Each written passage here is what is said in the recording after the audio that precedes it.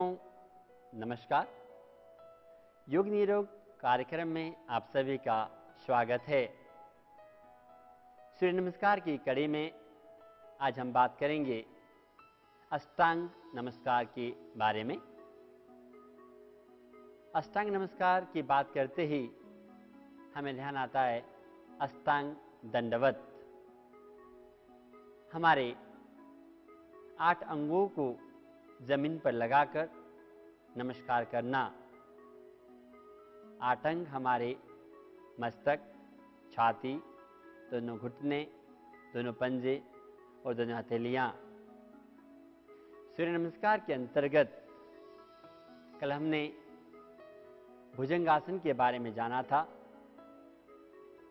भुजंगासन के बाद किस प्रकार से अष्टांग नमस्कार में आते हैं, आज हमें उसे सीखेंगे और उसके बारे में विस्तार में चर्चा करेंगे।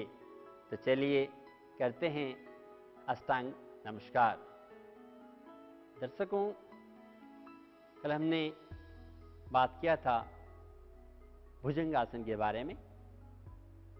भुजंगासन से अष्टांग नमस्कार की तरफ किस प्रकार से जाते हैं उसको गहराई से हम जानेंगे। सबसे पहले हमारे पंजों को खड़े रखिएगा। हमारे 2 अंग वो लग गए। फिर आपके दोनों घुटने जमीन पर लगे हैं, साथ में दोनों हथेलियां। धीरे से अपने बटक्स को उठाएं और अपनी छाती को जमीन पर लगा दें। तो दर्शकों, आप देख सकते हैं पैरों के 2 पंजे, दोनों घुटने, छाती, 5 अंग और दोनों हथेलियां बगल में। ये आपके 7 अंग हो गए। अब धीरे से अपने मस्तक को जमीन पर लगा दें। इस प्रकार से 15 से 20 सेकंड रुकने के बाद हौले हौले वापस भुजंगासन की तरफ हम वापस आएंगे। जब हम मस्तक लगाने की बात करते हैं तो ज़्यादातर हम ठुड्डी को जमीन पर लगा देते हैं, क्योंकि एकदम से मस्तक नहीं लगता। तो मस्तक को लगाने के लिए हमें क्या करना है कि जो हमारा ठुड्डी है उसको कंट्रुप से लगा दें। जैसे ही आप ठुड्डी को कंट्रुप से लगा देते हैं तो आपका मस्तक अपने आप लग जाता है। जब हम अष्टांग नमस्कार करते हैं तो छोटी छोटी गलतियां हमसे होती हैं और हम उन गलतियों का कैसे ध्यान रखें, उसको कैसे सही से करें, एक बार हम वापस देखेंगे कि किस प्रकार की गलतियां हमसे होती हैं और उसे हम कैसे सुधार सकते हैं। आप भुजंगासन कर रहे हैं, उससे जब हम जाते हैं तो हमारा जो बटक्स है हम पूरा इस प्रकार से उठा देते हैं। आप देख सकते हैं कि बटक्स को इतना नहीं उठाकर थोड़ा सा उठाना है, बस कि आपका पेट जमीन पर नहीं लगे। दूसरा, आपका जो नाक है वो जमीन पर नहीं लगे। तीसरी बात, जब हम अष्टांग नमस्कार करते हैं तो हमारी कोहनियां भी जमीन पर नहीं लगनी चाहिए। तो दर्शकों, जब आप अष्टांग नमस्कार करें तब दोनों पंजे मैंने आपको बता दिया, दोनों घुटने, बटक्स थोड़ा सा उठा हुआ, मस्तक इस प्रकार लगा हुआ, कोहनी को जमीन पर नहीं लगाकर इस प्रकार से हम रखेंगे। आपने सड़क पर देखा हो स्पीड ब्रेकर होता है, उसी प्रकार हमारे शरीर के भी स्पीड ब्रेकर बनते हैं। इस पोज को, इस आसन को मैं बगल से दिखाता हूं ताकि आप इसे और अच्छी तरह से जान सकें और इसके बारे में समझ सकें। तो चलिए एक बार बगल से करके देखते हैं। दर्शकों, आपको आराम से समझ में आए इसलिए मैं वापस इसे भुजंगासन से शुरू करूंगा ताकि आप बिल्कुल आराम से इस पोस्चर के बारे में समझ सकें। आपकी ये पोस्चर भुजंगासन का पोस्चर है।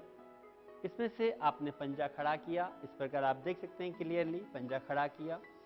फिर धीरे से अपने नितंब को उठाया, उठा करके अपनी छाती को आपने लगा दिया तो आप देख सकते हैं इस वाले भाग को स्पेस, एक स्पीड ब्रेकर आप नीचे देखिएगा, दूसरा स्पीड ब्रेकर यहाँ पर, तीसरा जैसे कि मैंने आपको बताया था ठुड्डी को कंट्यूब से लगा देंगे तो ये फोरहेड, तो आप देख सकते हैं ये जो हिस्सा है आपका नाक जमीन पर नहीं लगा है।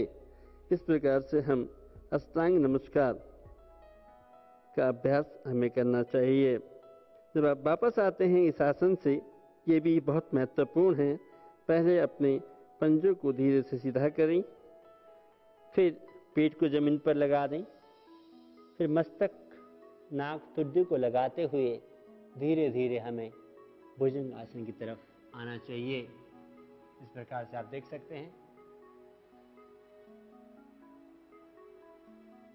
दर्शकों, आसन का नियम है जिस प्रकार से हम आसन में जाते हैं ठीक उसी प्रकार से वापस आते हैं।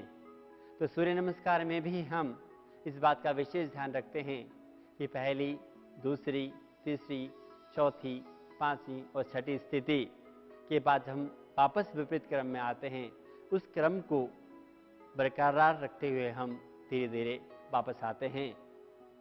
दर्शकों, जब आप अष्टांग नमस्कार करते हैं तब विशेष ध्यान दीजिएगा कि आपके कमर पर, आपके पीठ पर, आपके बटक्स में, आपके पैरों में क्या हो रहा है वो देखना वो बहुत ज़्यादा महत्वपूर्ण है, जिसको हम कहते हैं साक्षी भाव। आप सूर्य नमस्कार के किसी भी आसन को करें उसमें साक्षी भाव का होना बहुत ही आवश्यक है। दर्शकों, अष्टांग नमस्कार करने से हमारे अंदर समर्पण के भाव जगते हैं और हमारे जीवन में मधुरता आती है, क्योंकि जब हम अष्टांग दंडवत करते हैं इसका मतलब ही है हमारे अंदर समर्पण भाव का आना। अष्टांग नमस्कार करने से हमारे तीनों बंद लग जाते हैं, जैसे जालंधर बंद जब आप ठुड्डी को कंट्यूब से लगाते हैं और फॉरहेड मस्तक को जमीन पर लगाते हैं तो आपको जालंधर बंद लग जाता है। आप पीठ को ऊपर उठाते हैं तो उद्यान बंद और मूल बंद, तीनों बंद लगने से हम एक सूत्र में बच जाते हैं।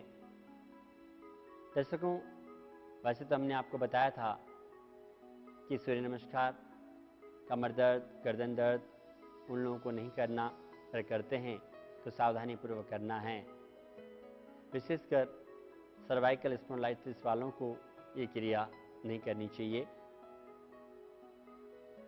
और इसके साथ ही आज हमने जाना अष्टांग नमस्कार के बारे में, ऐसा कह सकते हैं सूर्य नमस्कार के सारे आसनों के बारे में। कल हम फिर हाजिर होंगे आसनों के इसी कड़ी में, और सूर्य नमस्कार को कंटिन्यू हम किस प्रकार से करें उसके बारे में हम कल जानेंगे। तब तक के लिए नमस्कार।